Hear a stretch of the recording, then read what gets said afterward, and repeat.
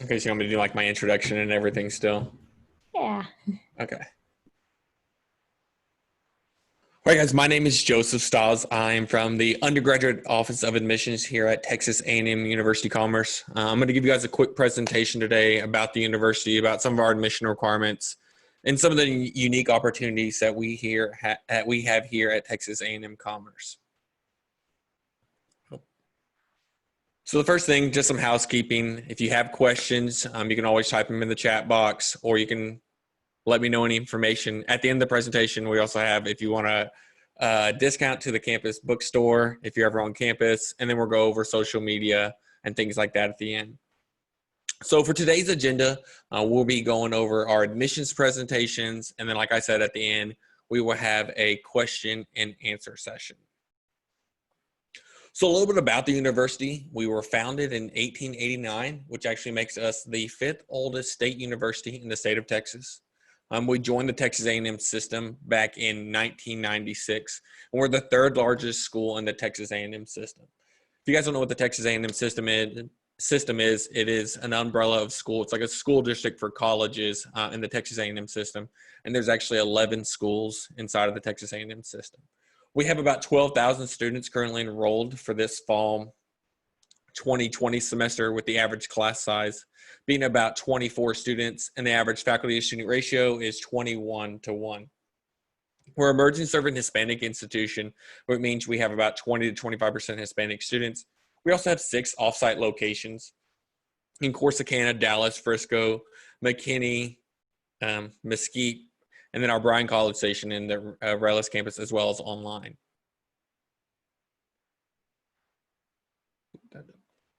Yeah, some fun facts about the university. We're listed as one of the top 5 most affordable universities and colleges in the state of Texas. Of course, our colors are blue and gold.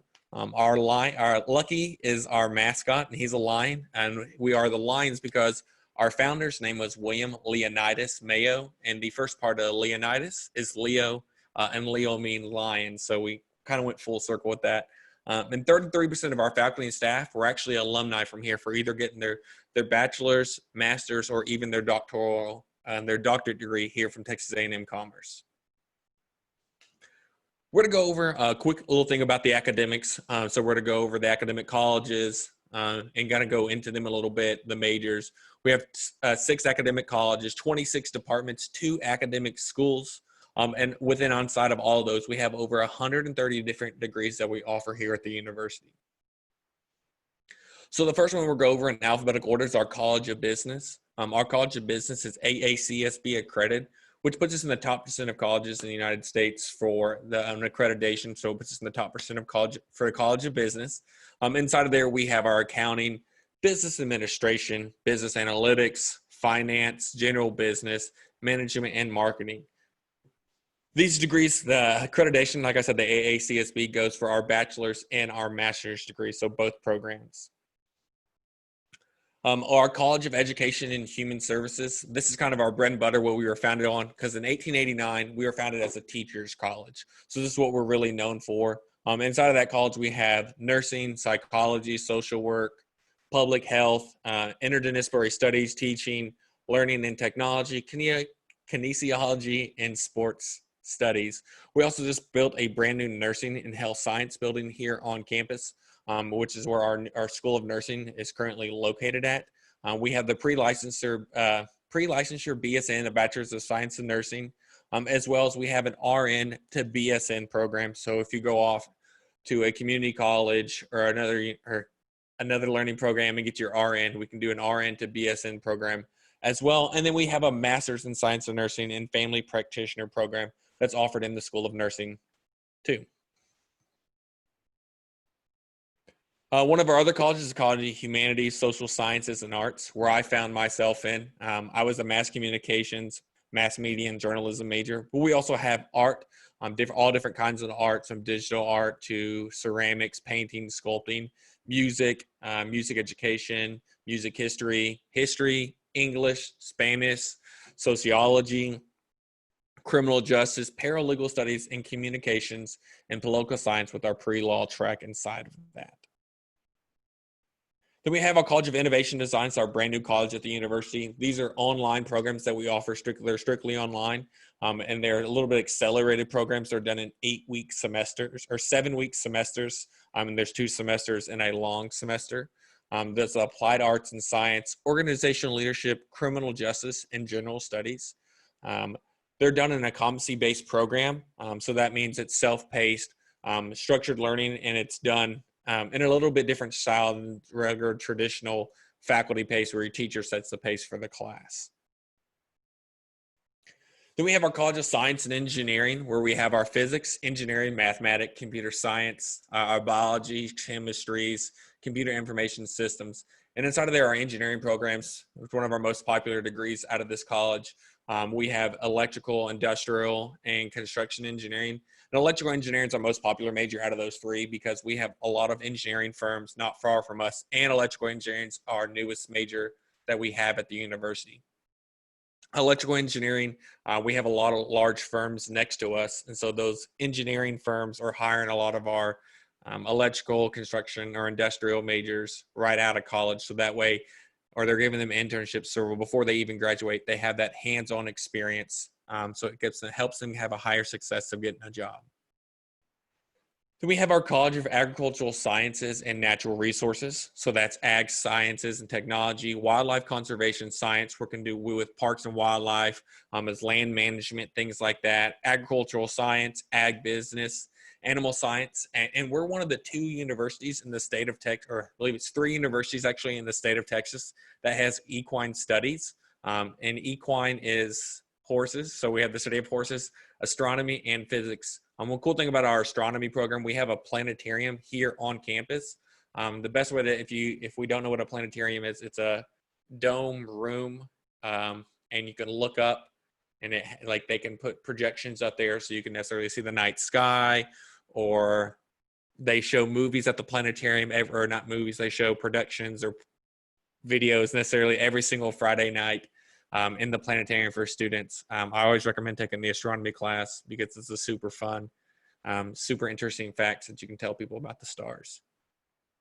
Inside of there, we also have our School of Social Work.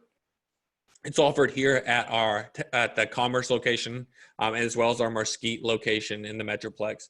The program goes through a cohort model, which means you're working in groups throughout the program, and you must apply your second semester of your sophomore year. So you will apply to the university as a pre-social work major, and then once you get done with your prerequisites and your core classes, then you would apply to the actual social work program, which goes through an interview process to be selected for the social work major. Some notable alumni that we have here at Texas A&M Commerce is one of the most famous ones is Sam Rayburn, who was a former Speaker of the House for the United States House of Representatives. Mr. Hancock, who was an American artist. Mike Conaway, he was a representative for the state of Texas. And then one of our former athletes was John Carlos. He's a former track and field athlete and also a professional football player. The next would be listing some of the resources available for students that they can take advantage of here at the university. The first one we point out is our IT services.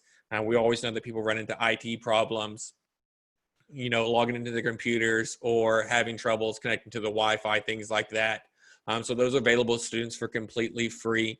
I have this number necessarily on speed dial at my desk in my office, so I'm always calling them to help me figure out something. If you're using software that a professor is making you use but it's not working, you can call IT, and you can get Wi-Fi anywhere on campus, even outside most of the buildings. So that's one great thing about our IT department.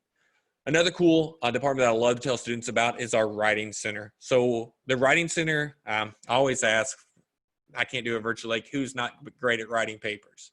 If you're not great at writing papers, the Writing Center is the best place for you. This is where I spent a lot of time at. So what should they do at the Writing Center? Let's say you have a paper due in your English 1301 class, but you don't think you're going to do that well on it. You can submit that document or that paper to the Writing Center, and they're going to evaluate it for you and tell you what things you might need to change, some rewording that you might do.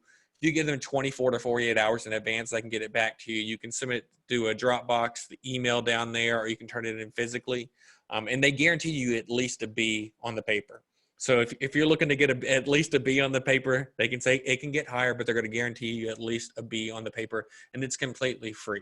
So submitting those papers and everything to help you get better grades in college this is one of the greatest centers to do to visit. I'm in grad school, and I still use the Writing Center for all my papers. We also have student health services, where you can get your meningitis shot, if you need like a primary care, or if you're ever feeling cold, or if you have the cold, or if you're feeling sick for any reason, you can walk over to student medical services. They have cold packs. You can go pick up cough drops. They do all different kinds of testing. And we're also not far from a local hospital that they can get you there pretty quick. And also, if you need to do any kind of testing, they can take care of you there at the Student Health Services, which is kind of in the middle of campus. Our brand new renamed building on campus is the Welcome Center. It's where my office is actually located at. It's kind of a one building that we have that has everyone that you need for the university once you start. So with our new student and family programs, that's where our new student orientations office out of, financial aid and scholarship, which we'll get into a little bit. Offices in there, testing center, if you need to take the TSI, the Texas Success Initiative, undergraduate admissions, where I'm at, Hispanic outreach, the registrar office, student accounts, and our Veterans Affairs office are all located in this one building.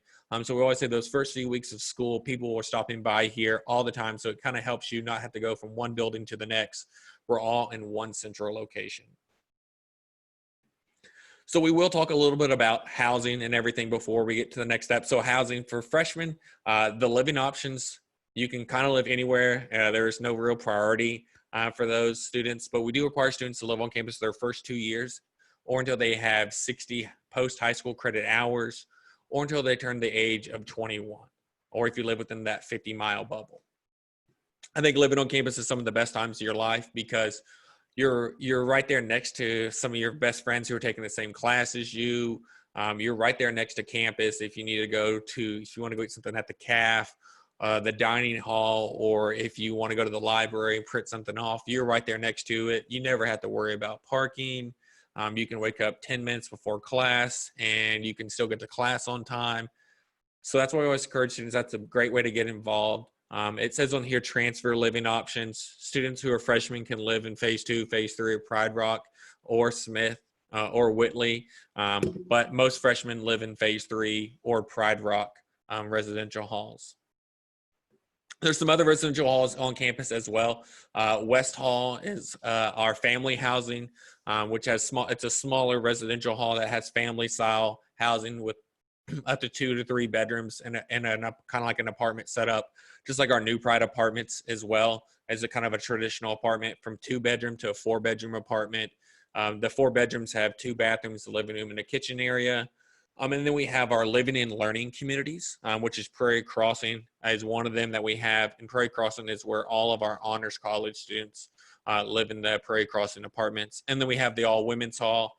If you can guess, it's an all women's hall, and that's where some of our other living and learning communities are, like Sister to Sister, Mujeres de Acción, and a few other few other living and learning community. We also have gender exclusive housing, laundry facilities, including the cost of housing. So you don't have to bring a roll of quarters with you. All you have to do is swipe your student ID, and it says it charges you a penny. All the penny really does, it doesn't charge you a penny. It just so you can keep track and tell your parents how many loads of laundry you've done throughout the semester. There's also 24-hour controlled access to the front desk and staffing. So there's always someone at the front desk. You can't get into a residential hall unless you have your student ID with you. And so you have to swipe your student ID to get in. But let's say you live in West Hall and you're trying to go to the women's hall. Your ID for West Hall won't let you in the women's hall. So you always have to have someone who lives there let you in to the building. We've also increased campus-wide lighting, added more, I call them blue light specials. Outside of every single academic building and residential hall, there is a blue light pole that shines up. And if you're ever not feeling safe on campus, you can click the blue light button, or you feel like someone's stalking you, any awkward situation like that, you can click the blue light button. It'll call the university police department and it'll shine a big blue light flashing around. And the average response time for the university police department is averagely 75 seconds. Speaking of that, the university police department, we also have the Line Safe app. The Line Safe app is to help make sure that students can get from one side of the campus to the other. or to make sure that if you're ever not feeling safe, as well as it's another way to track the shuttle bus. We do have shuttle buses that drive around campus that are completely free for students from 7 a.m. To 10 p.m. So if you ever park on the other side of campus, you need to get someplace to the other, you can ride the shuttle bus. It also has the safety buddy walk system. So if you are walking from one side of campus to the other, you can look for a safety buddy. And if you both click that you're looking for a safety buddy, it'll notify you that there's another person looking for someone to walk them across campus. So now we're kind of get into the admission requirements. So all you have to do is fit, well, these are the freshman admission requirements. All you need to fit is at least one of these 3 admission requirements. So that's graduate in the top 30% of your graduating class, have an ACT composite of 21 or higher, or an SAT composite of 1060 or higher. Right now, we're still working to rework the admission requirements. So if you don't fit one of these requirements, you can still get admitted to the university.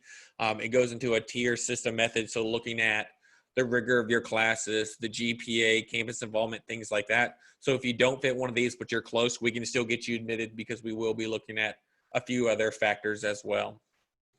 So we're pretty easy on the application process as well. So our application is found on applytexas.org. And what's really cool about our application is it's a completely free application. So we don't want to put, what's great about that is there's no burden of having to pay the application fee or things like that. We don't want to charge you anything until you ultimately decide to go to school here. So that's a great reason why our application is free. What we need from you once you apply is a copy of your high school transcript if you have taken the ACT or SAT scores. Once you submit your scores to us on October 1st, which is 2 weeks-ish, kind of a little bit more, a little bit less, today's the 16th. So 2 weeks from today, the FAFSA will open up. So you can get your FAFSA submitted to us. The earlier that we get your FAFSA, the earlier that we can get your financial aid package estimate awarded to you. And as well, it talks about checking in with your MyLeo, which is your student portal. At any time, you can check your student portal to check the access of your application, check the process of your application, to check the process of your financial aid and FAFSA. That way, you can stay up to date with everything. So transfer. So if you do decide to go to a community college first, or you decide to go to another university, and then you make the ultimate decision to transfer to us here at Texas A&M Commerce, it's almost the exact same process. You applied to us on applytexas.org, and then we need a copy of your transcript from any institution that you've attended through dual credit or post-high school credit hours that you've attended anywhere else. And then all it takes is 12 transferable hours, which is roughly 4 classes with a 2.0 GPA. So if you choose to go to TCC or another university or community college first, a 2.0 pretty much means if you can pass your classes, we can accept you as a transfer student. The same process is submitting your FAFSA, the TASFA, and using those codes, as well as checking your MyLeo for the update on the status. So these are kind of the next steps into getting everything processed. So once you get admitted to university, we'll give you an estimate on your financial aid package. And it's kind of to go over what we kind of went through. So looking at the housing, for filling out the housing application, deciding on which residential hall that you would like to stay in if you decide to stay on campus. And then we have new student orientation, when it takes place over the summer. You'll register for classes before you come to the new student orientation. So when you're here potentially in the summer for orientation, you don't have to worry about registering. Attending Lion Camp. Lion Camp is a week-long to 3 to 4 days long about getting to know campus, getting campus involvement, campus organizations, as well as to get to know your freshman class, your incoming class with you. Then you pay for classes, get your parking pass so you can park anywhere on campus, and then get involved that first week of school. Some of the cool, unique resources that we have here for students to come out of school for debt-free education is our Honors College. Our Honors College, there's a few different kind of rigorous requirements to get in there. There is the app you fill out, you have to be accepted to the university, and then you fill out the Honors College application. You can fit any one of these 3 requirements or kind of be anywhere close to them to apply. So graduate in your top 10%, have an ACT of 27 or higher, or 1200 on the SAT or higher. As well, we know there's other requirements. If you did not take the ACT or SAT, we'll be looking at GPA and a few other different factors. We're still working through to edit those process to accommodate for those students. But the scholarships for the Honors College can be anywhere from 50% to a full ride at the university 50% of the cost of attendance. They have Honors College exclusive housing. They get priority registration, which means they register for their classes before everyone else. So what's great about that is if you don't want to take an 8 a.m., you don't have to take an 8 a.m. You can pick all throughout the day, as well as the honors classes have smaller class sizes. So their average class size is way below the 24.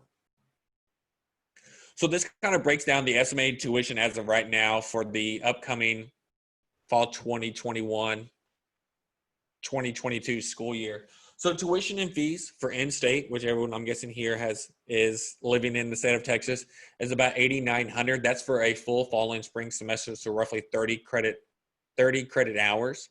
And then housing and meal plans, that one can fluctuate up and down depending on which residential hall and which meal plan you select. So if it's a private room, it's going to cost potentially a little bit more. If you're splitting a room, a traditional residential hall, it can be less, and also depending on your meal plan. So I always say that one can go up and down $1,500 and go down $1,500 as well. The textbooks and supplies, it's $1,400 for a full academic school year, but that's the state average. I don't think I spent $1,400 on textbooks and supplies in a year because I bought my textbooks used. I rented them. Me and my roommates, my senior year, took the exact same 10 classes.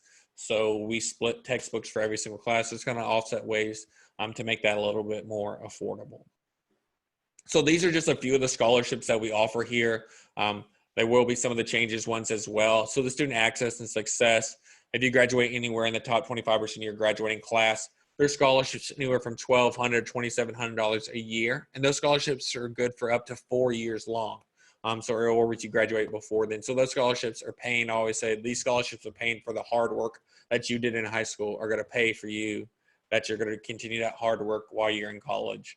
We also have the first year leadership class that you can take part in. It is GPA, and if you fit the admission requirements, you can be admitted to it. There's an essay and an interview process for the freshman leadership class. If you do come in with any dual credit hours or transferring in, there's other scholarships available for that, depending on how many hours that you have transferring in from us for dual credit and a GPA as well. There's departmental and general scholarships. So once you get accepted to the university, just like the same day that the FAFSA opens up, scholarship application opens up on October 1st. And so the best part of that is you can go through the applications, put in your general information, and it'll say you qualify for these scholarships. That way you can start filling out those scholarships. And I always say the more eggs you put in the basket, the better chance that you have at winning a scholarship. So put as many of them out there that you can, because what's the worst that someone can tell you is no. And if you get a chance to put more in there, the better chance of you winning a scholarship and everything. We do also have some ISD Pledge Programs where if you have an EFC, which is estimated family contribution of 0 to 5,576, we will find a way to cover your tuition that while you're here at the university for all 4 of those years. We can ignore the Dallas Promise on the other side of the screen. But those are information based off the FAFSA program. So once you receive your FAFSA and you live, I believe we have a partnership with Arlington ISD, you can fit into this pledge. There are programs that you must have, like the 2.5 GPA while you're in school here at the university, and a few other programs. And if you fit these requirements, they will be sending you emails about the program and how to enact the pledge promise. Some of the cool traditions that we have here at Texas A&M Commerce is touching the spirit bell the first week of school. We don't touch it anymore. We wave at it, blow it a kiss as of for right now. And so that way it's kind of a tradition. It's called the Pride Walk. All the faculty and staff cheers the students walk to the first convocation that they attend, as well as we have homecoming, pep rallies, International Students Weeks. This picture down in the corner is from last year's Hispanic Heritage Month celebration that we had going on. A lot of cool traditions that we have here, as well as some points of pride. We really do love our football program here this year. It's a shame that we're not playing football. We won the national championship for NCAA Division II back in 2017. Here's a picture of the planetarium as well. That's one of my favorite things to go see on a Friday night here. Some other kind of ways for us to get involved, us or the students to get involved. We have over 130 different student organizations, and we grow more every single year, because as long as you and 6 other people, that's a total of 7, want to start your own campus organization, you can do that. So if you guys all love dogs and you want to start your own dog lovers organization, There's not a dog lovers organization, but I'll gladly be the advisor for that. If you guys want to start a dog lovers organization, we have Greek life, study abroad opportunities for students, recreation center. As you see there, they have a dive-in movie night. At the rec center, they also offer classes completely free for students, and like cycling, yoga, stretching, and like HIIT classes, kind of like CrossFit, things like that. Cycling like mountain biking in our outdoor adventure center. We have a 36-hole disc golf course on campus. That's really cool. We have over believe maybe 6 miles of hiking trails as well as available for students at the recreation center. We also are, and like I said earlier, in Division II in the Lone Star Conference. We have for men's sports, we have basketball, cross country, track and field, football, rodeo, and golf. As well as for women's sports, we have basketball, cross country, track and field, volleyball, softball, rodeo, and golf. And I know this is a lot of information on this screen, because it's like my favorite thing to say. It's like drinking water from a fire hose. It's a lot at once. These are the emails for a lot of our offices here that you can get in contact with about signing up for a campus visit. We really encourage everyone to come on a campus visit. We still are offering them certain days throughout the year. You can check on the calendars on our website, tmu.edu/visit. And I always encourage people to come on a campus visit because it's like taking a test drive of a vehicle. You don't just go to a car dealership and buy a car. You want to test drive it first. And I think that's what a campus visit is exactly like. When you come to a campus visit, you want to make sure it's the home away from home, that you're going to be comfortable here, that you're going to feel comfortable, and that it's kind of like a family environment for you, somewhere that you're going to feel safe. So visiting multiple campuses to get a good comparison on the other. If you guys come by the bookstore, you guys can use the code down there in the bottom. It's Lions Den 20. That's if you use it online. If you do happen to come on campus, you can tell them this exact same code, and you still get a 20% discount. These are social media, so we encourage everyone to use. This is our first year in transition program as well. You can follow them on Facebook, Twitter, and Instagram, as well as you can follow us if you want to follow the Office of Admissions. It's TAMUC. It's TAMUC Admissions, ADMISSIONS. But that concludes, I'm going to go back to this slide because it's got all the information, but that concludes my presentation. And I know I talked a lot and I talked really fast, but does anyone have any questions for me or anything?